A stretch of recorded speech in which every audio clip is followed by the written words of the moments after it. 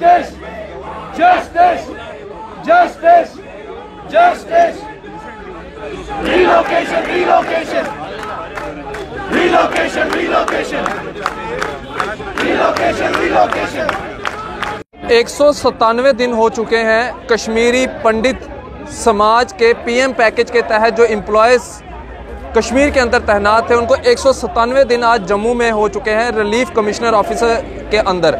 आज ये press club Jammu के अंदर यहाँ पे धरना प्रदर्शन दे रहे हैं, लेकिन न जाने क्यों सरकार जो है वो मुंह बांध के बैठी हुई है। ना ही इनकी कोई सुनवाई कर रही है, ना ही इनकी कोई जो रीलोकेशन की डिमांड है उसके ऊपर कोई सुनवाई कर रही है।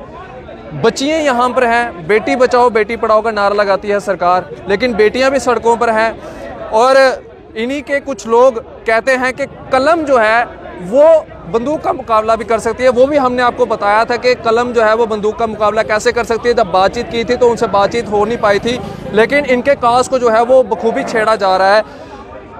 क्या कहना चाहेंगे? 197 दिन हो चुके हैं, यानी कि आधे साल से ज़्यादा, और सरकार आपकी ना सुन रही है, ना ही कोई रीलोकेशन की डिमांड जो आप रख रहे हैं, ना ही इसके ऊपर कोई कार्रवाई हो रही है, और ना ही आपकी कोई पेंडिंग सैलरीज जो है वो रिलीज़ की जा रही हैं। क्या कहना चाहेंगे सरकार से? देखिए, अभी issue pending salaries, transfer, accommodation का नहीं है, ये है matter of life and death. जिस प्रदर्शन को लेके हम पिछले 200 दिनों से, जिस डिमांड को लेके हम पिछले 200 दिनों से प्रदर्शन कर रहे हैं, ये सिर्फ एक हम जीवन की भीख मांग रहे हैं उस सरकार से जिस सरकार से हमें प्यार है।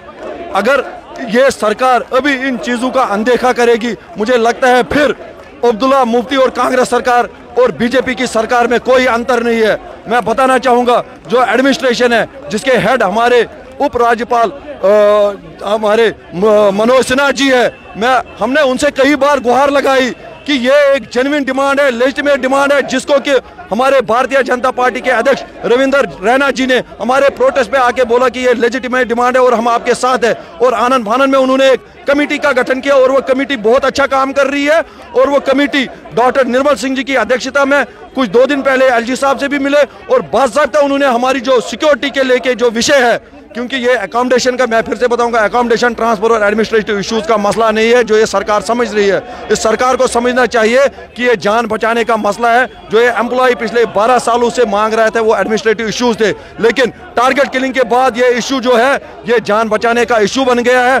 और इसी सरकार से हमें आशा भी है, उम्मीदें भी है, क्योंकि यही वो सरकार है जिसने ऐसे ऐसे फैसले लिए जिनसे जो पूरे देश में जिससे एक रेवोल्यूशन आ गया। और हमें लगता है कि ये तो कोई फैसला ही नहीं है। हम बोलते हैं हमें तब तक यहाँ पे रख लीजिए जब तक आप वहाँ पे सिक्योरिटी का सिनेरियो ठीक करेंगे और जब तक आप वहाँ पे अपना जो सिक्योरिटी मॉड्यूल है इन एम्प्लॉयज़ के लिए तय करेंगे, तब तक हमें एक यहाँ पे रिलोकेट कीजिए और अटैच कीजिए।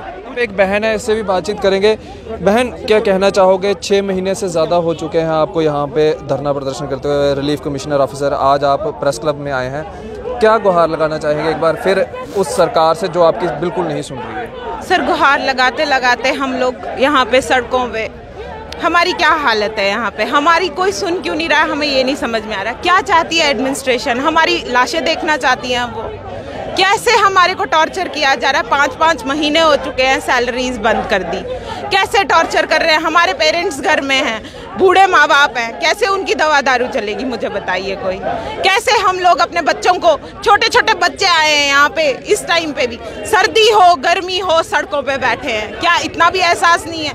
क्या हम लोगों के लिए कोई एहसास ही नहीं रहा है? हमारी जानों के लिए कोई एहसास नहीं रहा है एडमिनिस्ट्रेशन के यहाँ? क्या हम लोग क्या मांग रहे हैं? क्या मांग रहे हैं? जान मांग रहे हैं अपनी, और कुछ तो नहीं मांग रहे। कोई हीरे जवाहरात नहीं है, कोई बड़ी चीज़ नहीं है, जान मांग रहे हैं अपनी। क्या एडमिनिस्ट्रेशन से इतना भी हक नहीं है हमारा मांगने का? हम मांग रहे हैं जान अपनी, दे दो हमारे को, भीख में दे दो। हम भीख झोली फैला के हर बार एडमिनिस्ट्रेशन के पास जाते हैं, हमारे को हमारी जानें दे दो, भीख में दे दो, पर वो नहीं दे रही, पर वो नहीं मान रही। क्यों नहीं मान रही हमें समझ नहीं आता। हम लोग हर बार बोलते हैं, हर बार गुहार लगाते, 6 महीने हो गए, मजाक नहीं है। 6 महीने तक अभी हम लोग बोल रहे थे नहीं अभी तो आएगा, अभी तो आएगा, कोई तो वो होगा, फैसला होगा, कोई तो हमारी सुनेगा, पर कोई नहीं सुन रहा है। फिर से बोलते हैं एडमिनिस्ट्रेशन डिनायल के मोड में है। चाहे चाहे वो जीनोसाइड हो, चाहे डिनाइल ऑफ जीनोसाइड हो, हमेशा वही चीज़ चल रही है। वो कॉन्टिन्यूअस प्रोसेस है, चाहे कौन सी गवर्नमेंट है कौन सी नहीं है, लेकिन डिनाइल ऑफ जीनोसाइड हमारा कॉन्टिन्यूअस प्रोसेस है। उस पर कश्मीरी पंडित हमेशा ऐसे ठप्पा लगा के कहते हैं ना, माथे पे लिखा हुआ है, माथे पे लगा हुआ है हमारा, डिनाइल ऑफ जीनोसाइड होगा आपका तो होगा, और कुछ नहीं होगा तुम्हारे साथ। क्यों? हम एक ऐसी पीस लविंग कम्युनिटी हैं, इसलिए हमारे साथ ये हो रहा है, और कुछ नहीं है, और कोई रीज़न नहीं है। रीज़न कोई और बता दीजिए। हाँ, पत्थरबाजी होगी, वो सब होगा, टेररिस्ट गोली मारेंगे, उनको मिलेगा हीलिंग टच, वो हीलिंग टच के काबिल है, पर हम नहीं है। हमें हील मत होने देना। 32 इयर्स हो गए, पर हमें हील मत होने देना। क्यों नहीं होने देना? क्योंकि हम तो पीस लविंग कम्युनिटी है, हमारे को हील होने का कोई हक नहीं है। कितना दिल दुखता है जब अपनी ही सरकार अपने ही लोगों को जो है वो लाचार करके छोड़ देती है। सर, रो कर कहते हैं ना, आंसू भी सूख गए हैं। अब तो 6 महीने हो चुके हैं। मतलब कोई मरता है, उसके पीछे 6 महीने जब रोते हैं ना, तो आंसू सूख जाते हैं। हमारे घरों में ये चीज़, हम इतने ट्रॉमेटिक हैं इस टाइम पे भी। हमारे को समझ क्यों नहीं आ रहा है कि ये गवर्नमेंट हमारे साथ है या नहीं है। हमारे को कोई भी ये नहीं बोलता कि आपकी जानों की सुरक्षा की जाएगी। कोई भी कंक्लूजन, एक होता है ना कि हमारे को एक कंक्लूजन दिया जाएगा कि हाँ आप लोग सेफ हैं, आप यहाँ पे, आप हमारे लोग हैं, वो कोई हमें नहीं दे रहा। वो आश्वासन कोई नहीं दे रहा। आप लोग हमारे लोग हैं, हम लोग यहाँ पे बैठेंगे, आपके साथ बैठेंगे जब तक आपका फैसला नहीं होगा। क्या कर रही है गवर्नमेंट हमारे लिए? हमारी सैलरीज बंद कर रही है, हमें बायोमेट्रिक का थप्पड़ मार रही है, थप्पड़ पे थप्पड़ लगाए जा रहे हैं हमारे गालों को, और हमारे गाल लाल कर रहे हैं। किस लिए? हम लोग चुप हैं आगे से। हम लोग सिर्फ झोली फैलाकर मांग रहे हैं, और कुछ नहीं। एक भिखारी होकर मांगना क्या गलत है अपनी एडमिनिस्ट्रेशन से? वो भी नहीं मांग सकते हम? क्या इतना भी हक नहीं है हमारी इस कम्युनिटी का? इतने लोग हैं, क्या ये कम है? मरने के लिए हमें छोड़ दिया है बार बार। इस वक्त भी इतना ज़्यादा ट्रॉमेटिक है, लोग इतने मजबूर हो चुके हैं। कुछ लोग जो वहाँ पे ज्वाइन कर रहे हैं, मौत के ऊपर खेल रहे हैं वो लोग, तलवार की धार पे चल रहे हैं वो लोग। क्यों चल रहे हैं? क्योंकि वो मजबूर है, उनके घर में इतनी सारी लायबिलिटीज़ हैं, वो नहीं मुंह मोड़ सकते उससे। वो कहते हैं चलो ठीक है, हम लोग मरे तो मरे, एटलीस्ट हमारे घर वाले तो बचेंगे पीछे। हम लोग कैसे जिएंगे सर?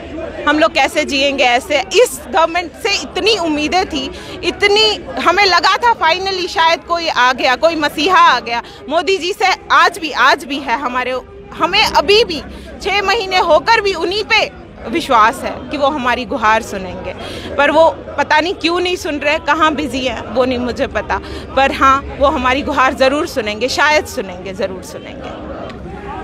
एलजी साहब, अगर आप ये वीडियो देख रहे हैं तो मैं आपसे एक बार फिर अनुरोध करूंगा कि इनके मसले को जो है वो सुलझाया जाए। बेटियां सड़कों पर हैं, हर नौजवान जो है वो सड़कों पर है।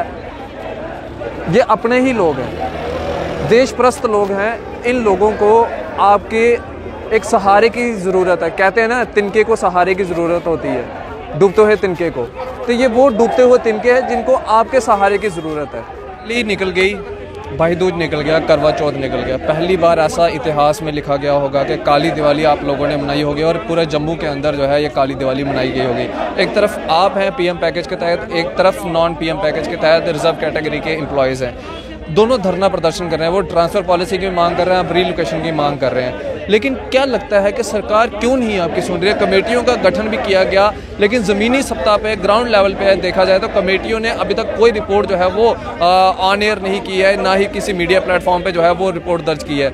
आप क्या समझते हैं कि ये कमेटियाँ जो है वो सिर्फ हवा में लटकाने के लिए ही जो है वो रखी गई है? देखिए सर, हमारे नाम पर सिर्फ वोट खींचा जाता है, हमारा सिर्फ एक नैरेटिव बनाया जाता है, हमारे नाम की फिल्म बनाई जाती है और उससे 400-500 करोड़ रुपया कमाया जाता है। पर त्रासदी ये है, दुख ये है कि आज तब भी हम बिना पैसे के थे, और आज भी हम 4 महीने का जो हमारा हक है, हमें हमारा हक भी, हम अपने हक से भी आज वंचित है, हम अपनी सैलरियों से वंचित है। सभी ने हमारे नाम पर रोटियां सेकी, हमारे दुख दर्द का नैरेटिव बनाया, पर जब हमारी डिमांड आती है कि हमें रिलोकेट किया जाए, हमारी डिमांड को कोई भी अपने सर पर नहीं लेता, कोई भी सुनता नहीं है हमारी डिमांड। हमें कभी भी मीटिंग के लिए नहीं एलजी साहब बुलाते हैं। हमारा एलजी साहब से निवेदन है, हाथ जोड़कर निवेदन है, ताकि हमारी तकलीफ सुनो।